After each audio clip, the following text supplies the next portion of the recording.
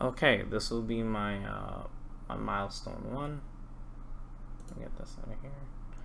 Tank exists and moves in valuable test environment. Okay. So hopefully my volume isn't high.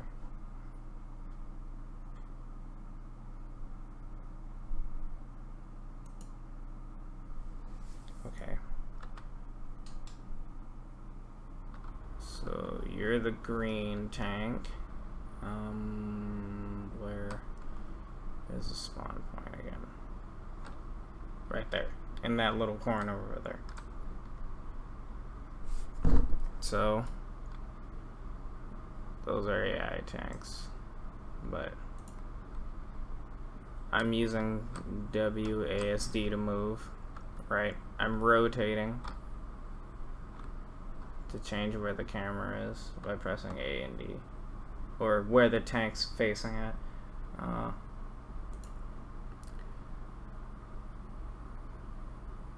Okay, so player input in player controller.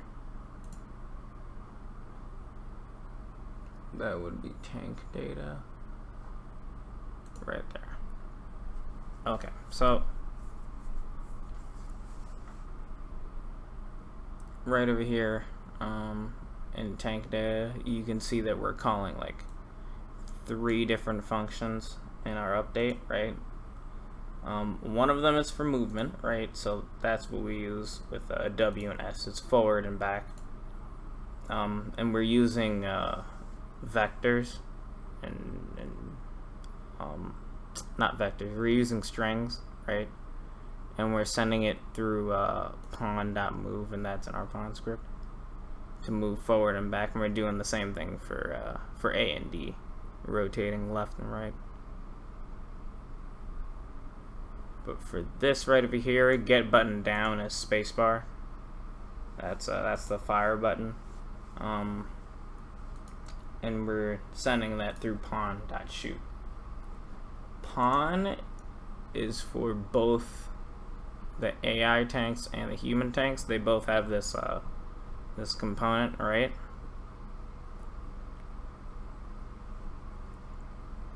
When we reference pawn.movement, this is what we're using, and we're passing the string through here. But yeah, we're using vector 3 forward, vector 3 back for that movement, and transform.rotate for the rotation.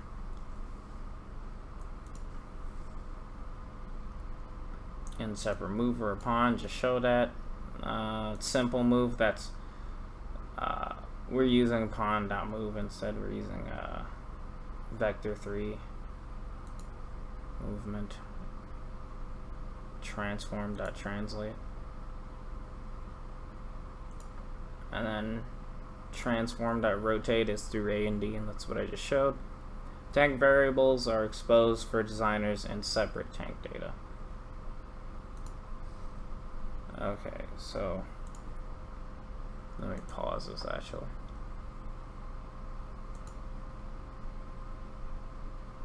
Where are you, player? Oh, right there. Okay, so on the pawn, you got the tank's move speed, you know, rotate, reverse, and the forward move speed. Everything relating to their firing, you know, the bullet, the shell, where it exits from, fire rate, how fast it moves, and the cooldown between shots.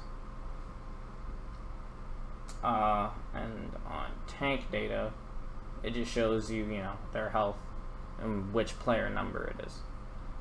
Okay, so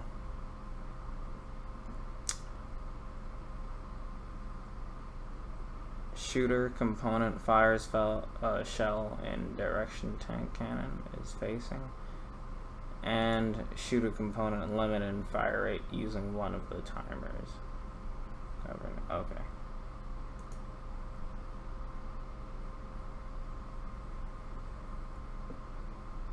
Alright, so let's go to, actually I think pawn is open right over, yep, yeah. So we did say that we're using shoot, right? And basically, first, the limit that we put on shoot is this shot cooldown has to be lower than or equal to fire rate, right? And that starts at, what is it, 0? Yeah, that starts at 0 right here. So fire rate is by default 0.5, right? And our shot cooldown starts at 0. And every update we tick it up by a little bit over here. If shot cooldown is lower than fire rate, then we tick it up, right? And if it gets too high, wait, where's shoot? If it gets high enough and we can actually shoot, then we'll do the rest over here. And then we'll reset it back to 0 so that we can go back in that loop. Okay, fire, shell, and tank direction. So that's also a part of the prefab, because each of them, they each have a fire point right over here, and it's like slightly in front of them, right? It's right over there instead of, like, you know, inside of them, like over there. But if we press space, oh, it's paused. If we press space bar or left click, we'll shoot those bullets and they stop existing if they hit something or if they survive for, like, what is it, 1.5 seconds? I'm shooting rapidly right now, but it's not letting me do it like every second because of that cooldown we talked about. Okay.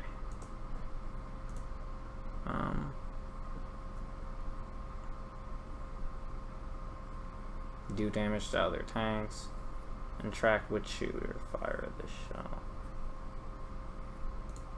I'm just gonna try and shoot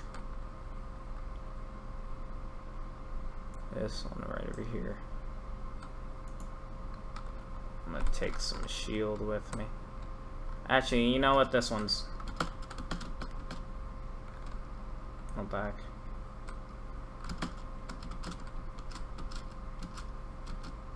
But yeah, after a while, if we shoot it enough, it gets destroyed and it's no longer there, right?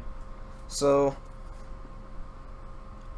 each tank has health, right? And it's represented by the green bar, but they don't all have bars on them because that only matters for me because I'm the player, right? But as soon as that bar is depleted, that tank will cease to exist.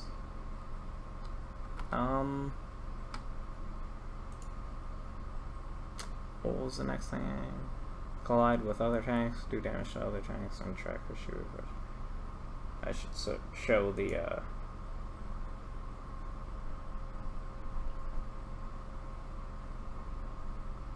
I think. Was that everything for player? Oh yeah, I was just here in pawn. I mean, there's firing. Where is it?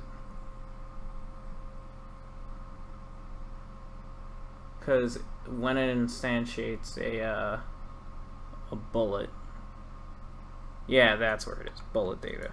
I'll just control click. Basically, this is the script on the bullet itself, right? So it has travel speed, lifespan. Yep, 1.5 seconds before it dies.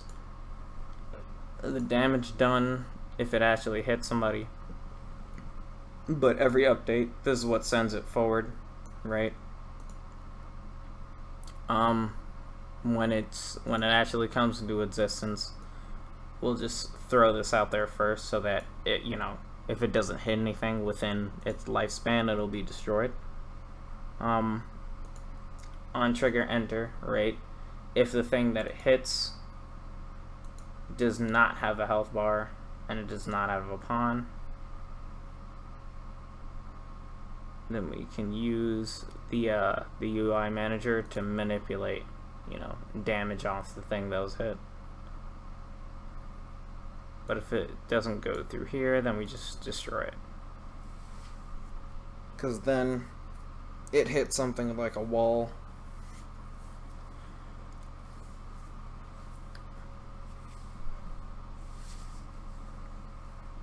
Sorry, wait a minute.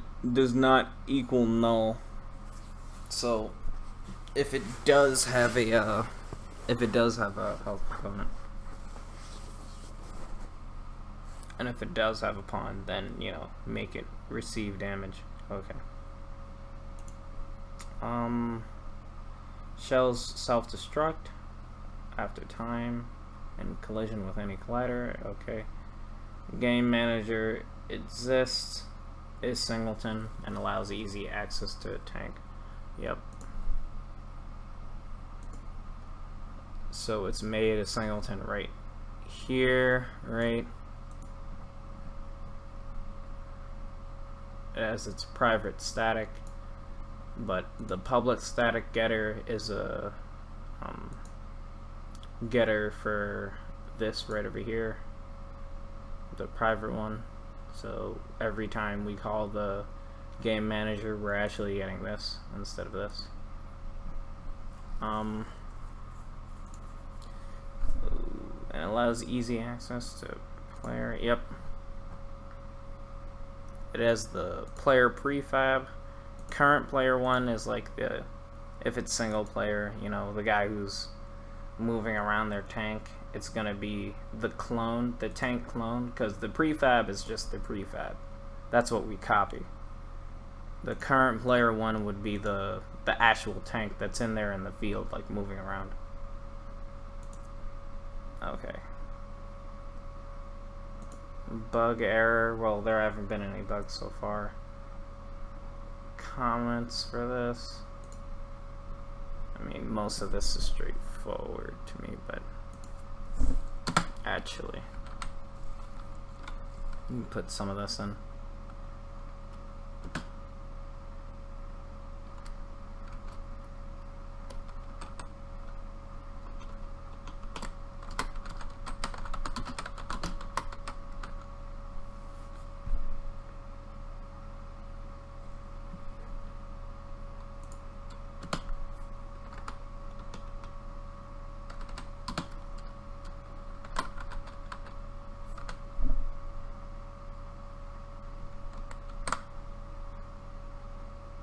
I'm pretty sure there's already comments.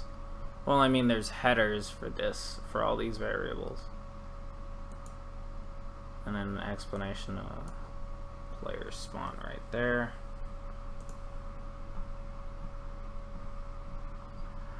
Okay. I believe that's every game exceeds minimum requirements. I mean, I do currently have a random, well, AI are moving. All the AI tanks are moving right now, and I don't think they have to for the first milestone, so I mean, that'd be one thing right there. Okay, I believe that's it. Thank you for watching.